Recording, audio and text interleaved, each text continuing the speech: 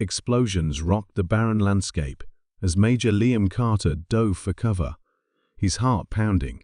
"This is madness," he muttered, clutching his sidearm. "We're outnumbered 10 to 1.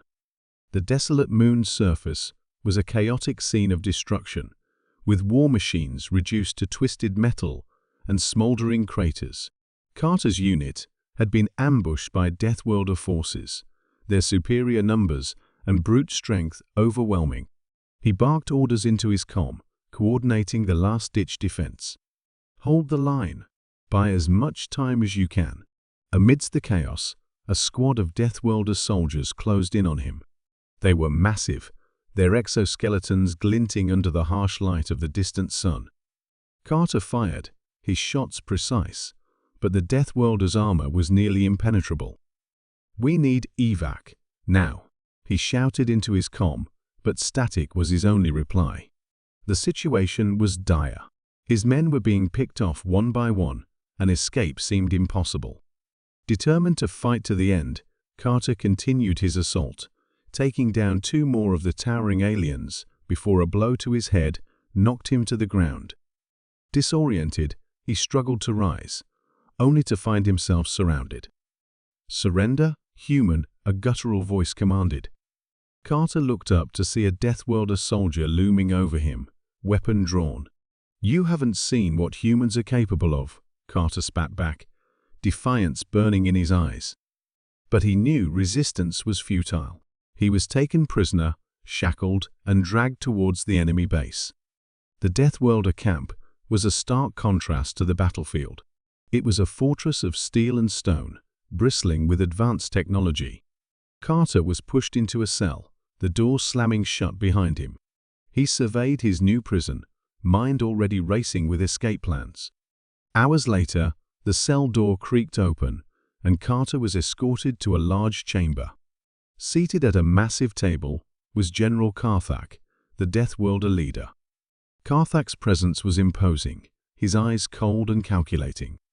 "So, this is the human strategist who's caused us so much trouble," Karthak mused, his voice a deep rumble. "Tell me, Major Carter, do you understand the futility of your resistance?" Carter met his gaze with unflinching resolve. "I understand that as long as there's breath in my body, I'll fight against your tyranny." Karthak leaned back, a hint of a smile playing on his lips. "Such fire. Perhaps you're more useful than I thought." The general's words were layered with implication, but Carter remained silent, analyzing every detail of his captor's demeanor. Karthak continued, "You see, Major, your people are resilient, but resilience alone won't win this war. What if I told you there's a way to end this conflict without further bloodshed?" Carter's eyes narrowed. "I'd say you're lying." Karthak chuckled. "Time will tell. For now, you'll remain my guest. Consider your options carefully." Major Liam Carter woke in his cell, the harsh light stinging his eyes. The events of the previous day played back in his mind like a broken record. His head throbbed where he had been struck, but his resolve remained unbroken. He examined his surroundings, noting the guards, the security cameras, and every potential escape route. The cell door slid open, and General Karthak entered, flanked by 2 imposing Deathworlder guards. "Good morning, Major Carter," Karthak said, his tone surprisingly polite. "I trust you slept well?" Carter met his gaze with steely determination. "I've had worse." Karthak smiled faintly. "Walk with me." Reluctantly, Carter followed the general through the labyrinthine corridors of the Deathworlder base. They emerged onto a balcony overlooking a vast training ground where Deathworlder soldiers drilled with precision. The air was thick with the scent of metal and sweat, the distant clang of weapons clashing echoing in the distance. "Impressive, isn't it?" Karthak said. "Our warriors are the finest in the galaxy." Carter remained silent, unwilling to give any ground. Karthak continued, "You see, Major, your people and mine are not so different. We both value strength and resilience." Carter's jaw tightened. "We value freedom." "Freedom," Karthak mused. "A noble ideal, but one that comes at a cost. Tell me, how many of your people have died in pursuit of this freedom? Too many, Carter admitted, his voice heavy with grief. But that doesn't make our fight any less just. Karthak nodded thoughtfully. And how many more must die before you realize that perhaps there is another way? Carter's eyes narrowed. What are you getting at, Karthak? The general stopped walking and turned to face Carter, his expression serious. The new alien species threatening us both. They are a danger to all life in this galaxy. Alone, we will fall. Together, we might stand a chance. Carter's mind raced. The enemy of my enemy is my friend, he thought. But trust did not come easily. Why should I believe you? Karthak sighed, a sound that seemed almost human. Because I have lost just as much as you. Perhaps more. He gestured to the training ground below. Every one of those soldiers has a family, a home they fight to protect. Just like your soldiers. Carter's eyes followed Karthak's gesture, seeing not just enemies, but individuals, each with their own story. It doesn't mean we'll suddenly be allies, he said slowly. But maybe we can find common ground against this new threat. Karthak nodded. A truce then, temporary, until the greater threat is neutralized. Agreed, Carter said, though his voice held a note of caution. But make no mistake, General. If you betray us, we will fight back with everything we have. I wouldn't expect anything less, Karthak replied, a hint of respect in his tone. The Deathworlder base buzzed with a heightened sense of urgency. Alarms blared, signaling the imminent arrival of the new alien threat. Major Liam Carter stood beside General Karthak on the command deck, their uneasy alliance about to be tested. Karthak's deep voice cut through the noise. All units, prepare for engagement.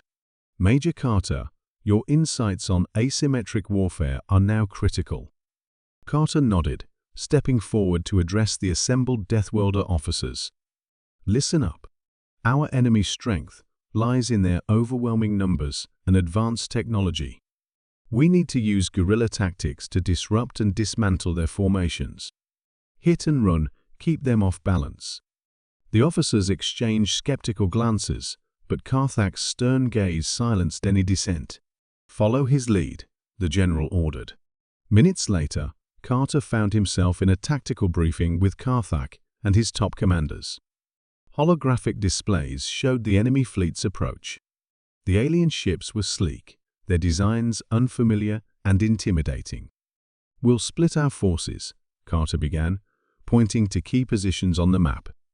Small, agile units will harass their flanks while our main fleet engages directly.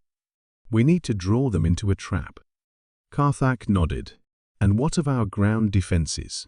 I've stationed snipers and demolition teams along these choke points, Carter explained, highlighting several locations.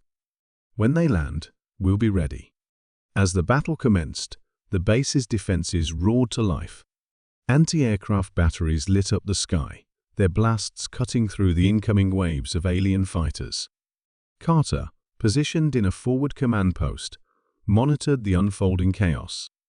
Enemy units advancing on Sector 5, reported a Deathworlder officer. Deploy the demolition teams, Carter responded, his voice steady despite the tension. He watched as charges exploded, sending alien soldiers scattering. On the ground, humans and Deathworlders fought side by side. The air was filled with the sounds of battle explosions, gunfire, and the unearthly shrieks of the alien invaders. Carter saw Karthak in the thick of the fight, wielding a massive energy weapon with deadly precision. A sudden movement caught Carter's eye. An alien soldier, larger and more heavily armed than the others, charged towards Karthak. Without hesitation, Carter grabbed a rifle and sprinted across the battlefield. He fired, the shot striking the alien and sending it crashing to the ground. Karthak looked up, surprise and respect in his eyes. Major Carter, I didn't expect you to fight on the front lines. Couldn't let you have all the fun, Carter replied with a grim smile. Together, they continued the battle, their actions a testament to their growing trust. The tide began to turn as the combined human and Deathworlder forces executed their tactics flawlessly. Alien ships fell from the sky, and their ground troops were pushed back in disarray. Finally, after hours of relentless combat, the alien invaders retreated. The battlefield was littered with debris and the fallen, but victory was theirs. Karthak approached Carter, extending a hand. "Your strategy was effective, Major. Perhaps there's more to learn from each other than I thought." Carter shook his hand firmly. "Agreed, General. We have a long road ahead, but today we've shown what we can achieve together." The battlefield was eerily silent in the aftermath of the invasion. The once bustling Deathworlder base now resembled a graveyard of twisted metal and scattered debris. Major Liam Carter and General Karthak stood side by side, their gazes fixed on the horizon where the last of the alien ships had vanished into the void. "Remarkable," Karthak murmured, breaking the silence. "We fought as one, and we prevailed." Carter nodded, still catching his breath. "We did, but this was just one battle. The real challenge is building a lasting peace." Karthak turned to face him, his expression unreadable. "Peace," he repeated. "It's a concept my people have rarely embraced." "Maybe it's time for that to change," Carter said, his voice steady. "We have a common enemy now. If we can unite against them, we can build something better for both our species." Karthak regarded him thoughtfully. "You speak of unity, but there is still much mistrust between us. Your people and mine have long histories of conflict." "Then we need to start rewriting that history," Carter replied. "One step at a time." In the days that followed, both human and Deathworlder forces worked tirelessly to rebuild the base and tend to the wounded. Carter spent hours in meetings with Karthak and other Deathworlder leaders, discussing strategies for future engagements and ways to strengthen their fragile alliance. One evening, Carter found himself alone in the base's infirmary, checking on his injured soldiers.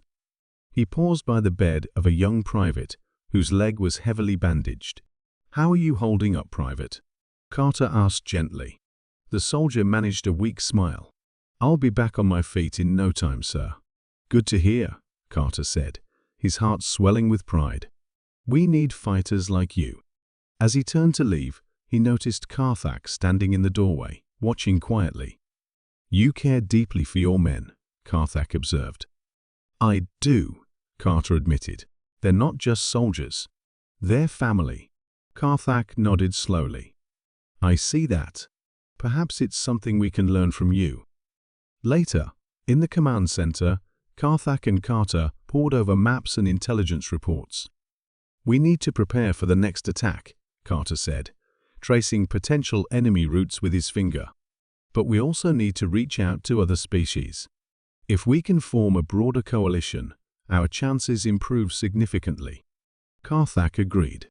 "Your ability to form alliances is impressive, Major.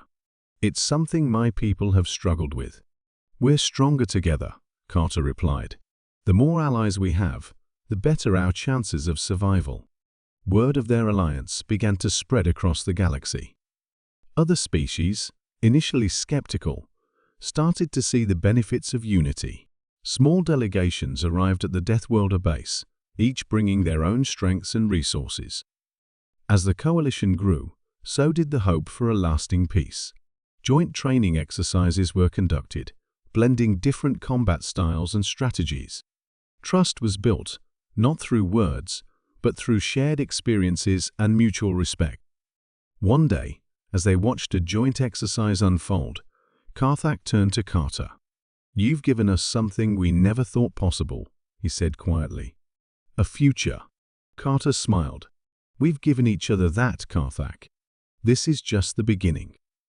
As the sun set over the horizon, casting a warm glow over the rebuilt base, Carter felt a profound sense of accomplishment. They had faced a formidable enemy and emerged stronger. But more importantly, they had laid the foundation for a new era of cooperation and understanding.